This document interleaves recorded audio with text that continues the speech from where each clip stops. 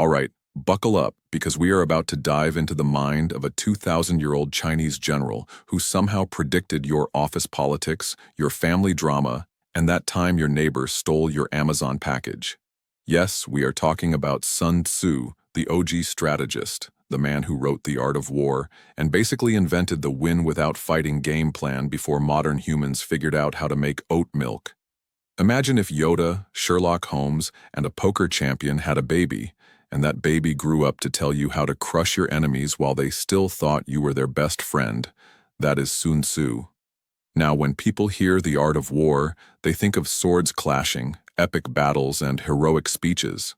But Sun Tzu was not just about stabbing people until they stopped being a problem. No, his genius was in making sure you never had to fight at all. Fighting was a last resort, like deleting social media, going to the dentist, or eating kale without dressing. Sun Tzu's real skill was psychological warfare, the kind where you outthink, outmaneuver, and outcharm your opponent until they surrender or self-destruct. And here is the fun part. His rules for ancient warfare work ridiculously well for your modern, everyday conflicts, whether that is dealing with a coworker who steals your ideas, a friend who ghosted you, or the neighbor who insists on mowing the lawn at 6 a.m. Sun Tzu's first big point is that the greatest victory is one in which no battle is fought. Why? Because every battle, even one you win, costs you resources, energy, and your sanity. Think of arguments as IKEA furniture. Sure, you can build it, but you will lose a Saturday, your patience, and possibly a friendship over the instructions. His idea was to set things up so your opponent never even gets the chance to fight you. You win before it starts. How? By controlling information, managing perception, and creating conditions that make resistance pointless. That brings us to deception, Sun Tzu's favorite trick. He famously wrote, "All warfare is based on deception," which is basically a fancy way of saying play chess, not checkers. If you look weak when you are strong, your opponent underestimates you. If you look strong when you are weak, your opponent hesitates. Either way, you are manipulating the game before it even begins. Think about job interviews. You do not walk in saying, "I am kind of lazy, but I really need the money." You walk in saying, "I am a highly motivated self-starter with a passion for synergy," which is basically corporate camouflage. Next up is knowing yourself and knowing your enemy. This is not just a fortune cookie line, it is Sun Tzu's equivalent of do your homework. If you understand your own strengths and weaknesses, and you understand your opponent's strengths and weaknesses, you can predict moves, avoid traps, and exploit openings. This works whether your enemy is an opposing army or Karen from accounting. If Karen loves control but hates paperwork, give her control over a project with mountains of paperwork and watch her implode. Sun Tzu also said to fight where your opponent is not. In modern terms, this means do not attack people head-on where they are strongest. If your friend is a master of guilt trips, do not try to argue your way out. You will end up feeling bad for things you did in 2008. Instead, change the battleground. Move the conversation to a space where you are strong, or where they cannot use their favorite weapons. This is basically like refusing to play Monopoly with that one cousin who always wins and makes everyone miserable. Timing is another Sun Tzu specialty. He knew that striking at the right moment could turn a small effort into a massive win. In psychology, this is like understanding the window of influence, the moment someone is most open to your ideas. Trying to resolve a fight with your partner while they are hungry? Bad timing. Bringing it up after a good meal when they are relaxed? Suddenly, you are a genius. Sun Tzu also loved the idea of shaping the battlefield. This means creating conditions where your enemy is already at a disadvantage before the fight starts.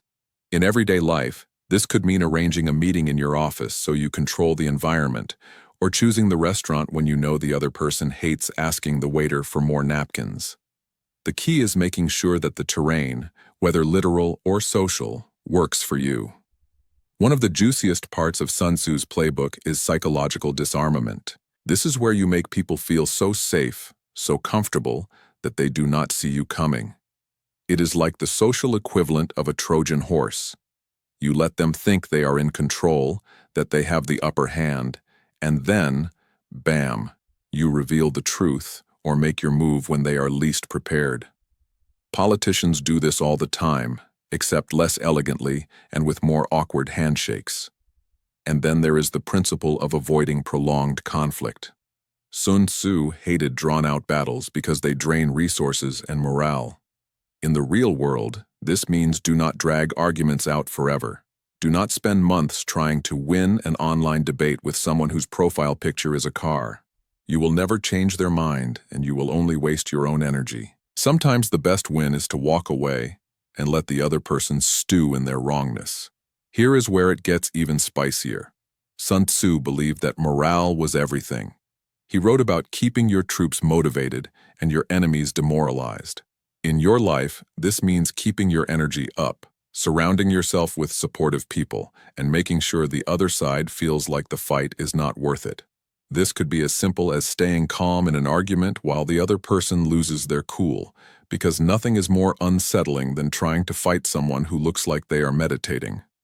Another key Sun Tzu tactic is adaptability. He wrote that water shapes itself according to the ground it flows over, meaning you should be flexible and adjust your plans as situations change. If your original strategy is not working, do not keep smashing your head against the wall. Change tactics. If sweet-talking your landlord is not getting your security deposit back, maybe go for a polite but firm letter citing tenancy laws. Still not working? Maybe it is time to call a lawyer or cut your losses. But here is the sneaky beauty of Sun Tzu's approach. It is not about domination for the sake of ego. It is about efficiency. It is about getting the best outcome with the least waste, whether that is in war, work, or relationships. This is why modern negotiators, business leaders, and even sports coaches still quote him like he is the Beyoncé of strategy. So how do you actually apply all this ancient brilliance without accidentally starting a real war? First, gather intel. Understand the people you deal with, not just their actions, but their motivations. Second, manage perception. Control how you present yourself and the narrative around the situation. Third, choose your battleground. Do not engage on their terms if you can avoid it. Fourth, strike at the right time when the odds are in your favor. Fifth, be ready to adapt, because no plan survives contact with reality. And finally, remember that the point is not to crush people into dust, but to resolve conflict in a way that leaves you standing and them either neutralized or surprisingly grateful. Imagine using Sun Tzu's methods in your daily life. Instead of screaming at the driver who cut you off, you change lanes and let them speed into a traffic jam ahead. Instead of arguing with your sibling about who gets the bigger slice of cake, you give them the bigger piece, and then take the last slice of pizza without them noticing. Instead of confronting your boss about unfair treatment in a meeting full of people, you schedule a one-on-one when you know they are in a good mood. Every one of these is a little Sun Tzu victory. No shouting, no fists, just strategy. In the end, Sun Tzu's psychology of conflict is not just about winning without fighting. It is about creating a life where fights rarely even start. It is about understanding that brute force is messy, exhausting, and often unnecessary, and that the real masters of the game are the ones who win without anyone realizing they were playing. That is the kind of power that lasts, the kind of victory that does not need trophies, and the kind of wisdom that will make you look like a genius while everyone else is busy picking up their swords. So the next time someone tries to drag you into a fight, remember, you are Sun Tzu now. You play the long game. You know the terrain, you control the timing, and you make the battlefield yours. And if you can walk away with what you wanted and without a single bruise, congratulations. You have just won the war without even lifting a weapon. Now go ahead, tell us in the comments about a time you won without fighting, and hit that subscribe button for more fast, funny, and genius-level content here on XQ, quick, funny explanations, because life is way too short to waste it on bad battles and slow explanations.